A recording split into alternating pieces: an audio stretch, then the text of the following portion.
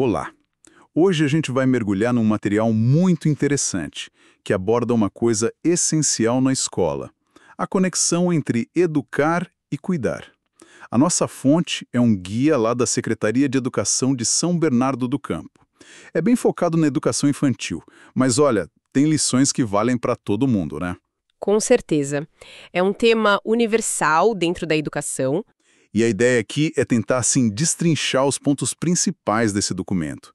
Entender o que faz uma escola ser não só um lugar de aprender, mas um espaço seguro, acolhedor, que realmente ajuda no desenvolvimento completo da criança. Cognitivo, afetivo, corporal, social, tudo junto. Vamos nessa? Vamos lá, é um desafio importante. O ponto de partida que eles colocam é bem forte. Educar e cuidar não se separam. São, tipo, duas faces da mesma moeda. A nossa LDB, né, a Lei de Diretrizes e Bases, fala em pleno desenvolvimento. E esse guia de São Bernardo, que está alinhado com pareceres importantes, como o do CNE, mostra como isso acontece na prática, no dia a dia, especialmente com os bem pequenos. É isso. Porque pense bem, quando você ensina uma criança a ir ao banheiro sozinha, a comer, isso já é um ato de cuidado profundo, né? Você está promovendo autonomia. Exato. E o guia vai além, sabe? Ele resgata a dimensão ética do cuidado. Cita até o Leonardo Boff, falando do cuidado como a base para a criatividade, para a liberdade, para a inteligência. É o ethos mesmo, a essência do humano. Então não é só fazer tarefas, tipo limpar o nariz ou dar comida. É construir vínculo, é reconhecer que cada criança é única, é ser solidário com as necessidades dela e, muito importante, confiar que ela é capaz. E essa confiança, essa relação de confiança é que abre a porta para a criança querer aprender, né? Se ela se sente segura, ela se arrisca mais, pergunta. Exatamente, ela explora. E aí entra o papel do educador como modelo que você falou. As crianças aprendem vendo. Higiene, acolhimento, respeito. Elas absorvem o que vem nos adultos. Sem dúvida. O que implica também que o próprio educador precisa se cuidar, né? Para poder ser esse modelo positivo. Faz sentido. E esse cuidado todo se estende para o ambiente físico da escola, né? Sim, o guia traz uma citação ótima da Maria Carmen Barbosa, que a intenção pedagógica transforma um simples espaço físico num ambiente que educa. Um ambiente que fala através dos cheiros, das cores, dos sons, do ritmo. Que interessante isso. O ambiente como um educador silencioso. Exato. A forma como a gente organiza a sala, o parque, isso não é só uma questão de logística, sabe? Influencia diretamente como as crianças se relacionam, como elas desenvolvem autonomia. E claro, falando em ambiente, a segurança é a base de tudo. O guia entra nos detalhes práticos que são impressionantes. Muitos detalhes mesmo. Coisas como, nos ambientes internos, não basta ter janela, tem que ter proteção. Escada, corrimão na altura certa, piso que não escorrega. Tomada, sempre com protetor. Fiação, escondida segura. São coisas que parecem óbvias, mas que no dia a dia podem passar batido se não tiver um protocolo, uma orientação clara. E vai além, né?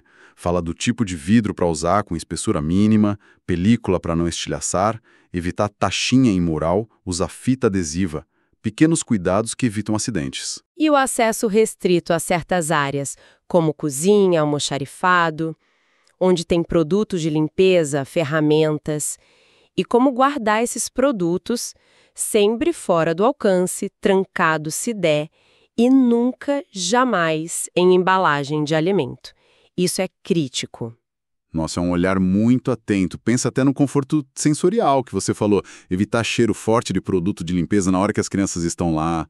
Limpar cortina, persiana. Ventilador tem que estar seguro, limpo. E a iluminação? Preferia natural, usar cores claras nas paredes, para ampliar, para clarear. E a segurança do prédio mesmo, portão trancado, controle de quem entra e sai, interfone, câmera, identificar o pessoal de serviço. Tudo isso junto cria essa sensação de lugar seguro, né? E fora da sala, nos parquinhos, por exemplo. Aí o cuidado continua, o posicionamento dos adultos, ficar perto dos brinquedos mais desafiadores, sabe? Para poder ajudar rápido se precisar. E controlar quantas crianças usam o parque ao mesmo tempo, para não ficar aquela muvuca perigosa. E a manutenção dos brinquedos. Isso o guia bate muito na tecla. Muito. Verificar sempre se tem ferrugem, parafuso solto, madeira soltando farpa, qualquer coisinha errada, a orientação é clara. Interdita o brinquedo na hora, não dá para arriscar. E o chão também, né? Nada de buraco ou piso escorregadio. Exato. E até na horta ou no jardim, que são espaços ótimos para aprender, as ferramentas têm que ser adequadas para a criança e o uso sempre com supervisão. E um ponto importante: identificar se tem planta tóxica. O guia até ajuda com uma lista. Nossa, planta tóxica é um perigo real. Sim. E o controle de bichos, tipo rato, pombo, barata, isso depende muito da higiene geral e de como a gente lida com o lixo. Manter tudo limpo e bem fechado. E se acontecer um acidente? Tipo picada de aranha, escorpião? A instrução é procurar socorro médico imediatamente, sem inventar moda de fazer torniquete ou cortar o local, que isso pode até piorar. Levar para o médico o mais rápido possível. Informação vital essa. Saindo um pouco do espaço físico, vamos para os objetos. O mobiliário. Ah, sim. O foco é ser do tamanho certo para a criança, né? Ergonômico, acessível e, claro, seguro.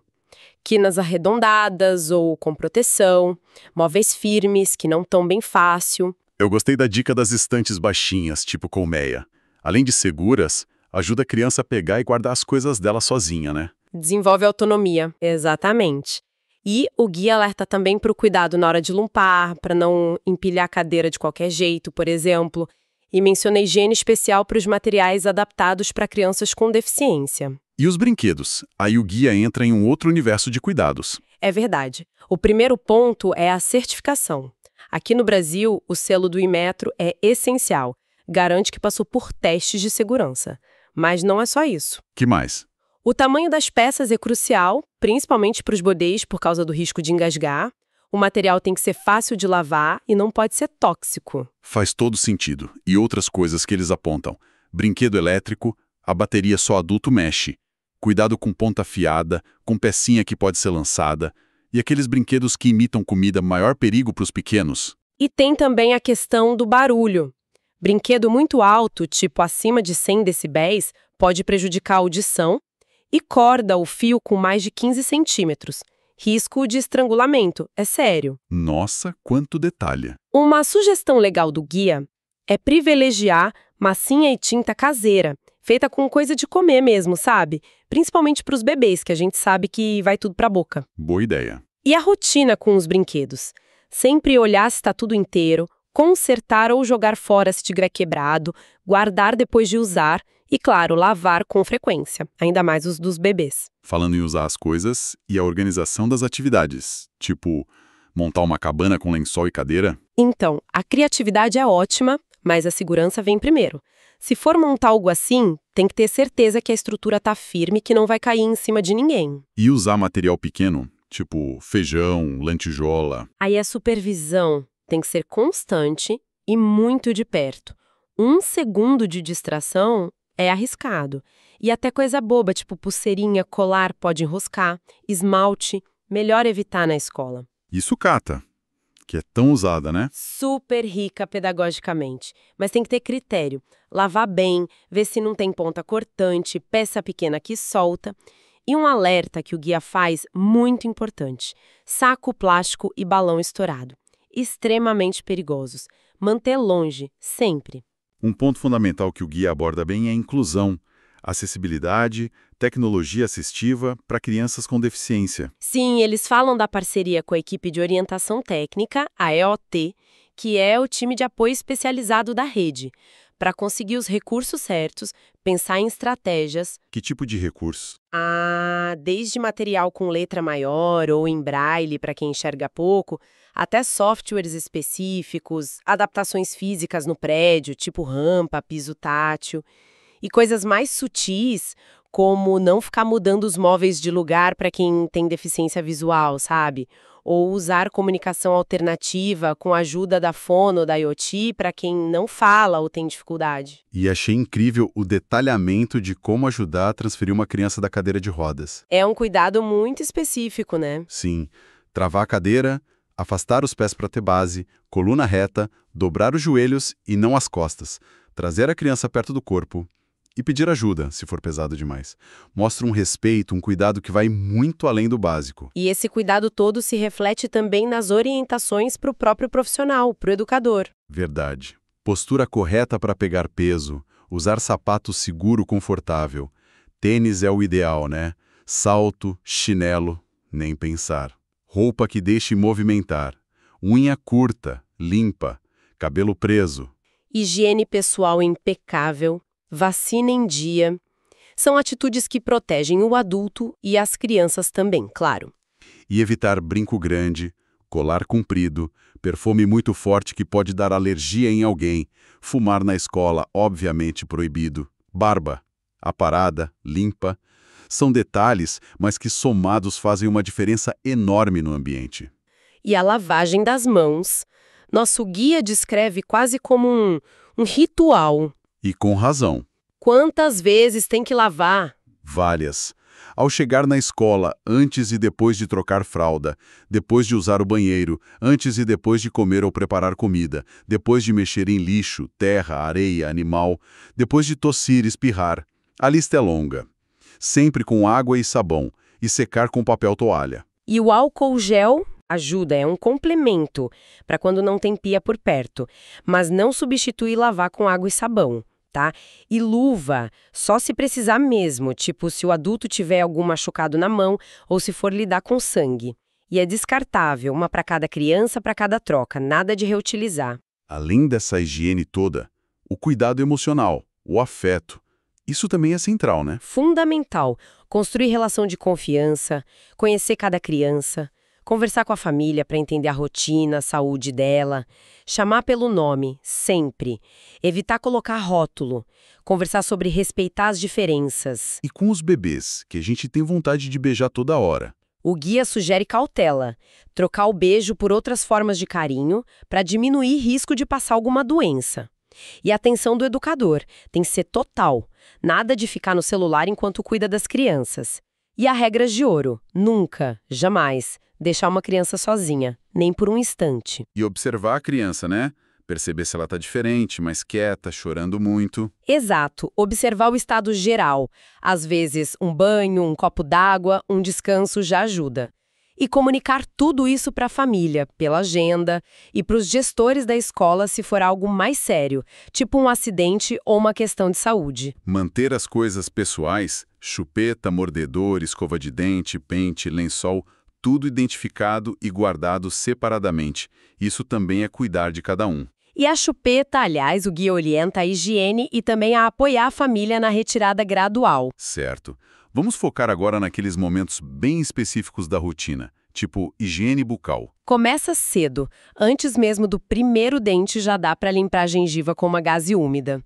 Nasceu o primeiro dente, escova apropriada para a idade. E a pasta de dente? Com flúor, mas bem pouquinho para os menores, tipo um grão de arroz cru. E sempre com o adulto olhando. E, claro, incentivar a visita ao dentista. E as mãos das crianças, lavar sempre também. Toda hora.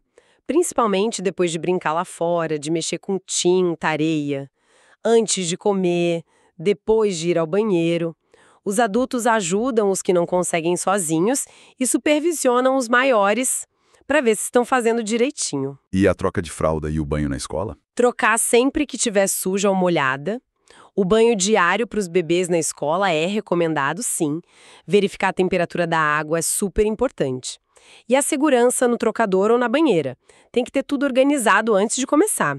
Porque a regra é clara, nunca deixar a criança sozinha ali nem para pegar uma toalha. E depois do uso? Higienizar o trocador com álcool 70, lavar as mãos antes e depois da troca e ter um lugar seguro para colocar o bebê enquanto arruma o outro, ou enquanto se organiza.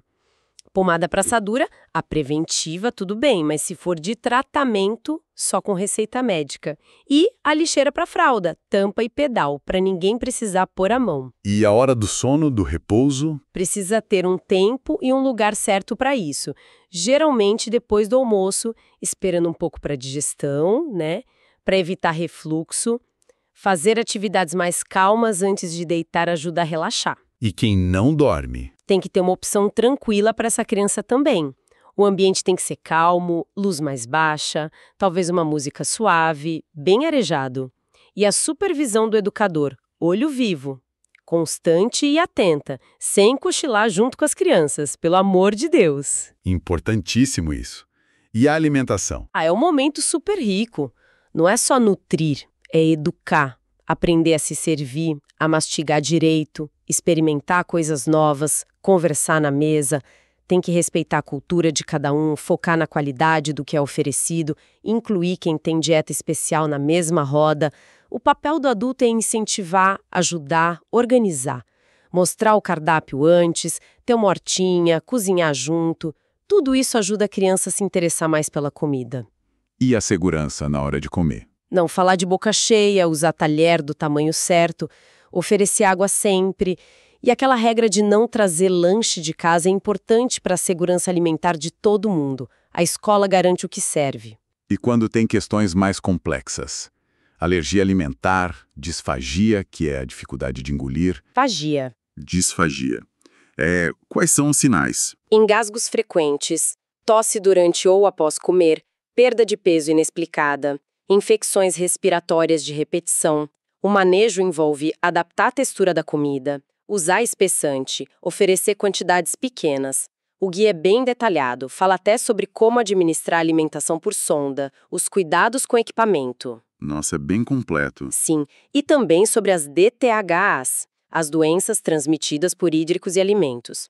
A higiene em todo o processo, desde a limpeza da caixa d'água até a mão de quem prepara a comida, é fundamental para evitar surtos de diarreia, por exemplo. O guia também fala de amamentação, né? Sim, apoiar a mãe que amamenta, oferecer um lugar tranquilo, flexibilizar a rotina se possível. E a transição da mamadeira para comida sólida. É normal a criança estranhar no começo, tem que ter paciência, continuar oferecendo. E a mamadeira em si? Higiene super rigorosa. O guia até indica um anexo com o passo a passo. E um alerta importante: não aumentar o furo do bico nem engrossar o leite por conta própria. Isso atrapalha o desenvolvimento da boca da criança. E oferecer na postura certa, semi-inclinada. E, claro, prevenir engasgo. Cuidado com pedaços grandes, ficar atento à tosse, que é a defesa natural. O guia até referencia a manobra de Heimlich, mas sempre buscar ajuda profissional. E o refluxo também tem orientações. Comer menos e mais vezes, esperar antes de deitar, elevar um pouco a cabeceira do berço. Falando em sentidos, a audição também tem um espaço importante no guia. Tem sim. Explica como a gente ouve os tipos de perda auditiva e os sinais que os educadores precisam ficar atentos, a criança que não responde quando chamada, que demora para falar, que muda o comportamento, a importância do teste da orelhinha logo que nasce e de outros exames. E achei interessante a preocupação com o barulho dentro da escola. É a saúde acústica, né? Muito ruído o tempo todo causa estresse em todo mundo, problema de voz nos professores e pode até causar perda auditiva nas crianças e nos adultos, a PAER. E o que fazer? Usar materiais que absorvam o som, tipo tecido, cortiça, mas tem que cuidar da higiene desses materiais também. Usar plantas, lembrando de verificar se não são tóxicas, e pensar na acústica já na hora de construir ou reformar a escola. E a limpeza do ouvido, como faz? Só a parte de fora, com a pontinha da toalha. Nada de enfiar cotonete ou qualquer outra coisa lá dentro. Pode machucar ou empurrar a cera. E cuidado para não entrar água no banho. Se sair secreção do ouvido, tem que ir ao médico. Pode ser alguma infecção ou perfuração. Entrando agora na parte de prevenção de doenças mais comuns. Febre, por exemplo. Acima de 37,8 graus Celsius. O que fazer? Reconhecer os sinais, criança quente, mole, chorosa, não agasalhar demais, oferecer bastante líquido, pode fazer compressa morna na testa, na nuca, ou dar um banho morno, nunca frio. Avisar a família sempre. Monitorar. E se não baixar ou tiver outros sintomas, buscar ajuda médica. Diarreia e vômito. Observar bem. Oferecer líquido para não desidratar. Comunicar à família. E um ponto crucial, se tiver vários casos ao mesmo tempo, tipo 3 ou mais crianças com diarreia na mesma turma ou período, tem que avisar a vigilância epidemiológica. pode ser um surto. E as doenças contagiosas, tipo catapora, cachumba? Precisa de avaliação médica e atestado para dizer quanto tempo a criança tem que ficar afastada e quando pode voltar. E tem uma lista de doenças que são de notificação compulsória, ou seja, a escola tem que avisar a vigilância, mesmo que seja um caso só. A comunicação escola, família, vigilância é chave nesses casos. E se a criança tem alguma restrição médica? Gesso, asma? Seguir a orientação médica à risca, cuidado extra com quem está de tala ou gesso, quem tem asma ou bronquite, o uso da bombinha só com receita e instrução correta e nunca deixar o remédio na mochila da criança, tem que ficar com o adulto responsável. Alergias graves precisam de um relatório médico bem detalhado e a vacinação. Manter a carteirinha em dia é fundamental, responsabilidade da família, mas a escola apoia e orienta. E por último, mas não menos importante, primeiros socorros. A escola tem que estar preparada, ter um plano, gente treinada, saber como se comunicar com a família e com serviços de emergência SAMU 192, Bombeiros 193. O primeiro passo é manter a calma. O dia dá umas orientações básicas, né? Do pessoal de urgência de lá de São Bernardo. Sim, para situações mais comuns. Engasgo. Se a criança está tossindo, incentiva a tossir. Se não consegue respirar, aí a manobra de Heimlich. Ferimento. Limpar com água e sabão, comprimir se estiver sangrando muito, procurar ajuda. Pancada. Gelo no local. Suspeita de fratura, não tentar colocar no lugar. Imobilizar como tá, controlar sangramento se for exposta, buscar ajuda. Desmaio. Convulsão. Sangramento no nariz. Desmaio. Deitar a pessoa, levantar as pernas, ventilar o local. Convulsão. Proteger a cabeça, afastar objetos, não tentar segurar os movimentos nem colocar nada na boca, chamar ajuda. Sangramento nasal, sentar a pessoa, inclinar a cabeça para frente, não para trás. Apertar a narina que sangra, pode pôr gelo na testa ou nuca. E, fundamental, registrar tudo o que aconteceu. Ufa! É realmente muita informação. Mas fica claro que o fio que liga tudo isso é essa ideia de que educar e cuidar andam de mãos dadas, né? Totalmente. Não são só regras para cumprir.